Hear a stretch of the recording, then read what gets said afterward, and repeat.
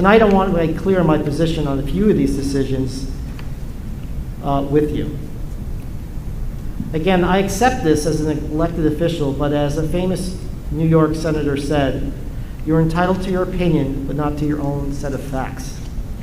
Regarding my position on curriculum, executing the D&I requirements was a matter of law, very much like the masking policy.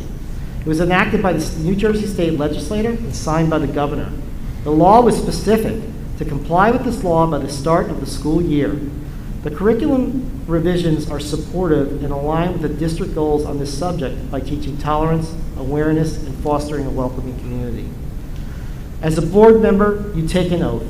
One of those things you promise to do is to carry out the laws of the state of New Jersey. I did just that. It is our responsibility to carry out the law. No one asked me my thoughts on this law, and it doesn't matter. As a board member, you have a responsibility to carry out the law. Each one of us, police officers, financial consultants, lawyers, parents, drivers, etc., all follow laws in our daily lives that we may or may not agree with. This is part of the privilege of living in a democracy. We are a country that's based on the rule of laws, all laws, not just the ones we agree with.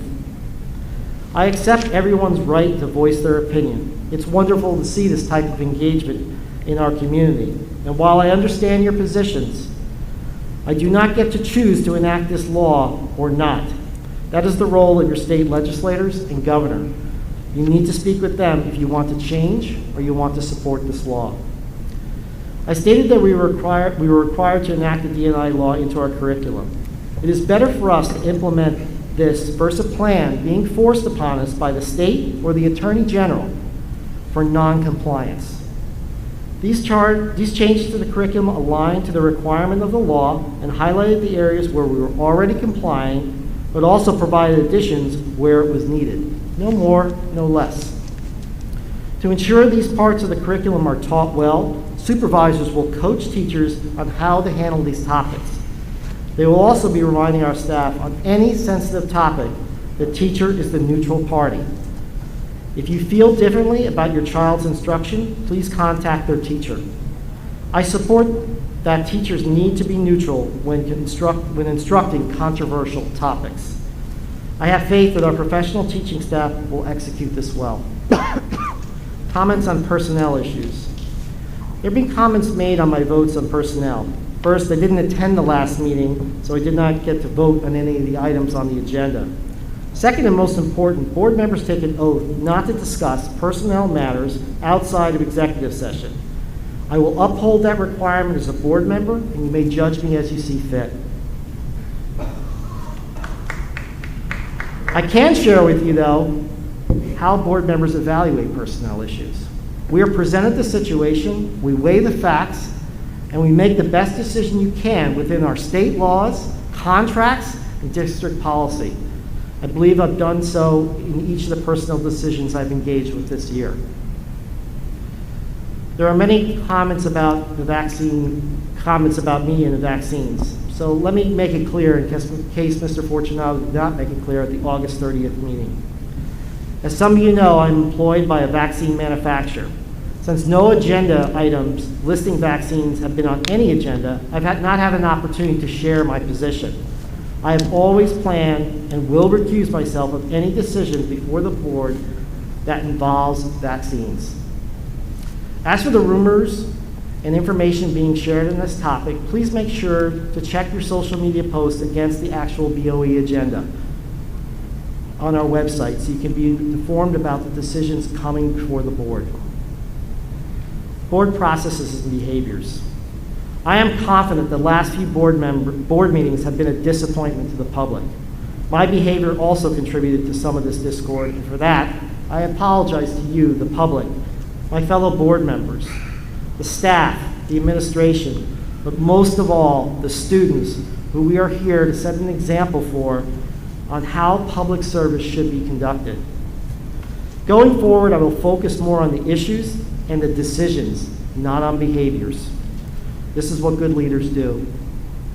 Recently, I've become concerned about some board activity occurring that's not following the proper procedure or engaging the recommended committees for inclusion. I have shared this concern with our board president, and I look forward to speaking with her soon to find a better path. While I've been jeered by some, and others have shared with me their appreciation for serving this community on our board, many I've spoken with have agreed and disagreed with my positions, but always thanked me for my service. Beyond the obvious kidding about why you'd want to be a board member, they ask, what's your guiding principle? I always state that I try to walk in the shoes of our students first, and what would provide them the best learning environment and prepare them for the world post-high school. I then weigh those goals against the needs of our taxpayers and what type of education and reputation they can afford with their schools. Luckily, in this community, we have taxpayers that support a first-class education for all students. Grounding my decisions in what's best for the students and the taxpayers has been a North Star that has served me throughout these difficult months. I will continue to evaluate these decisions in the same way the remainder of my term. Thank you, John. Did you have a committee report? No, we're not meeting till the 23rd of September. Okay, thank you. Mr. Sedericato, personnel evaluation and goals. Yes, we had a meeting on the 7th, and we're in the process of formulating our goals for the coming year. That's it. No? Yep. Okay, thank you. Mr. Fortunato, your negotiations, but any comments that you want to make? You can... Thank you, John. Nothing on negotiations, no meeting scheduled at this time. I'd like to welcome Dr. Ashika back, and I hope your health continues to improve, Tony. It's good to have you back and your guidance and your even temper. I wanted to just compliment John Carolan on his statements. He said a lot of things that I'd like to say. I have a brief statement I'm going to read as well, but some of this may repeat some of the things he said, but he had the opportunity to go first. So, I've been surprised in the past few weeks by the level of anger directed by some members of the public at certain members of this board, including me, in connection with the recently passed curriculum. While that is your right, I cannot help but think that the anger is misdirected. The reality is that neither this board nor any school board in the state had anything to do with passing the law that requires diversity and inclusion elements be included in the public high school curriculum. That law was voted on by the New Jersey State Legislature and signed into law by Governor Murphy. As board members, we are obligated, pursuant to our oath, to institute the law as it relates to public education, whether we agree with it on a personal level or not. This is a case, as with the mask mandate, where some members of the public do not like the message and are therefore attacking the messengers. The election for governor is in less than 2 months, as are elections for many members of the state legislature. I suggest that the members of the public who have so strenuously voiced their opposition to these state mandates direct their energies toward voting out those elected officials if they disagree with their policies. I've stated in the past that nothing in the curriculum we passed is, in my opinion, all that radical. However, I do understand the unease that some members of the public feel. Nevertheless, I believe we have an obligation to expose our high school students to what is going on in the world outside of Wyckoff, Franklin Lakes, and Oakland. We are not doing them any favors by shielding them from issues that they are going to face when they go to college and the world beyond, especially the corporate world. By way of example, when my wife and I dropped off our 18-year-old daughter at college a few weeks ago, the door to her dorm room had a name tag that asked her to circle her identity pronoun, whether he, she, or they. She attends the University of Southern California, which is not, to my understanding, a particularly quote-unquote liberal school. I would bet that most kids attending a non-religious college have experienced or are experiencing similar things. While we can debate the merits of such ideas, whether you agree with them or not, these are realities that our high schoolers are going to face when they get to college in a few years and ultimately enter the workplace.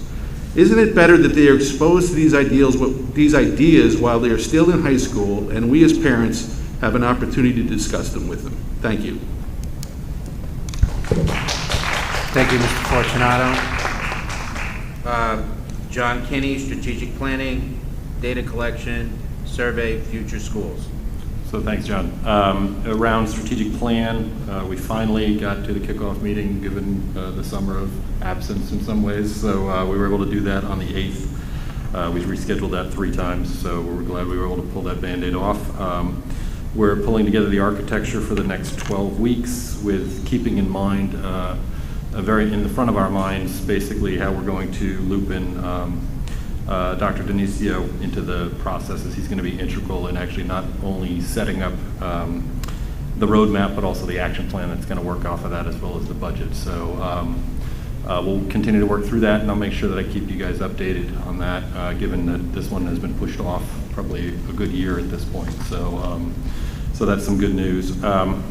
And then just some personal updates as far as, so Tony, welcome back. Given the length of the meetings, you might need 2 tanks next time.